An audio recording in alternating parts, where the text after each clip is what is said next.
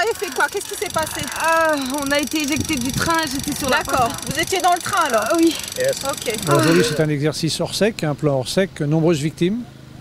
Comme son nom l'indique, c'est un dispositif exercice dans l'hypothèse d'un accident impliquant de nombreuses victimes, des décédés bien sûr, mais surtout des gens qui sont en urgence absolue, c'est-à-dire qu'il faut évacuer toute urgence en les prenant en charge et d'autres types d'urgences, et en nombre important.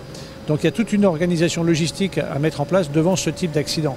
Et donc là, l'objectif, c'est de tester cette organisation interservice. Il y a les pompiers qui arrivent, bien entendu, le SAMU, qui met en place qui mobilise tous ses moyens avec les hôpitaux derrière, et puis la gendarmerie, puisqu'il faut bien sûr sécuriser la zone, organiser un certain nombre de choses, et notamment faire tout le travail d'investigation judiciaire le cas échéant. Venez avec moi.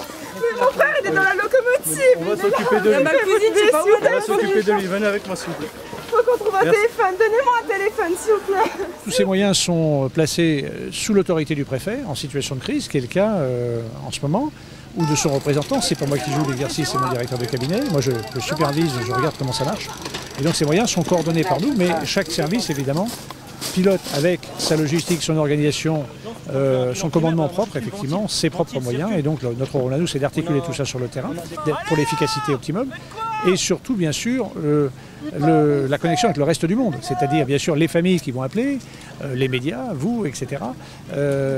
Et ça, c'est très important parce qu'il faut qu'on puisse identifier les gens, il faut qu'on puisse répondre aux angoisses, aux appels, donc numéro vert, etc. Il faut qu'on puisse identifier le train, etc. Un tas de choses comme ça, en dehors de ce qui se passe sur la scène d'accident proprement dit. En attente pour l'évacuation des personnes.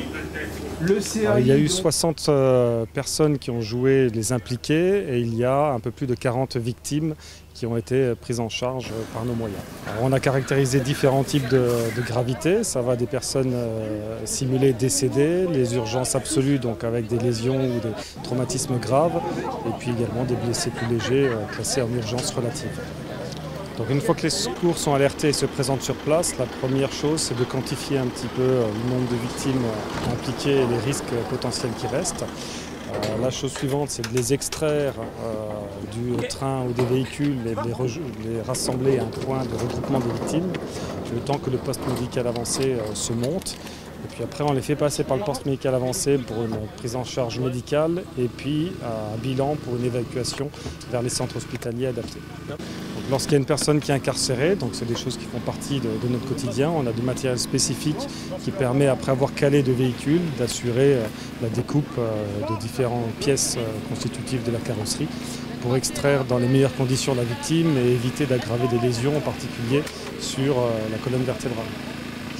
Donc ce type d'intervention est une intervention interservice, donc même si la majorité des moyens déployés sont des moyens sapeurs-pompiers, nous travaillons en collaboration avec les moyens du SAMU, avec des ambulanciers privés le cas échéant, avec des associations agréées de sécurité civile et bien sûr avec les forces de l'ordre, que ce soit gendarmerie ou police selon la zone. Sur le plan des sapeurs-pompiers, pour cet exercice, nous avons mobilisé 135 sapeurs-pompiers de différents coins du département pour environ 35 véhicules. Nous avons prévu l'engagement immédiat d'un véhicule de liaison médicalisé, comprenant un médecin, un infirmier et un ambulancier, ainsi que de l'hélicoptère du SAMU qui se trouve sur Mulhouse, avec le pilote, un médecin et un infirmier. Après que ces personnels soient arrivés sur les lieux, on attend le bilan évidemment, afin de savoir s'il faut redimensionner les moyens. Et en fonction de ça, effectivement, on envoie des moyens supplémentaires. Une fois qu'elles ont été extraites du train, évidemment la priorité va aux victimes toujours. On va essayer de, après un accident traumatisant comme un accident de train, on va essayer de les sortir le plus rapidement possible du train. Et donc de les rassembler sur un point de regroupement, le point de regroupement des victimes, qui se situe juste derrière nous. Après ceci, les victimes doivent être vues par un médecin. Et pour optimiser un petit peu la prise en charge, on essaye de les faire transiter par un point unique qui se trouve être le poste médical avancé, dont la porte d'entrée est cette tente avec la zone de tri, la zone de soins qui se situe juste derrière nous et qui se termine par la zone de sortie. Donc c'est un cheminement, l'objectif est de ne jamais faire demi-tour dans le traitement des victimes et de toujours progresser vers l'hôpital qui va recevoir les victimes au final. Donc effectivement, dans une zone frontalière comme celle-ci, nous sollicitons nos collaborateurs transfrontaliers, notamment au travers du plan Trinat, qui voit la sollicitation des autorités allemandes et des autorités suisses.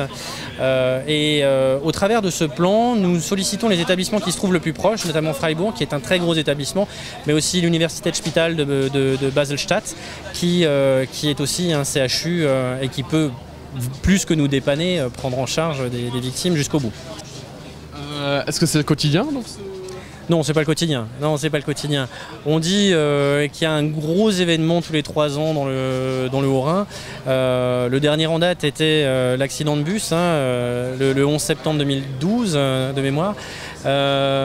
Et effectivement, cet accident de bus avec ses 70 victimes a mis en œuvre exactement les mêmes procédures, c'est-à-dire l'activation du plan Orsec Novi avec un PMA, avec l'entrée, la sortie.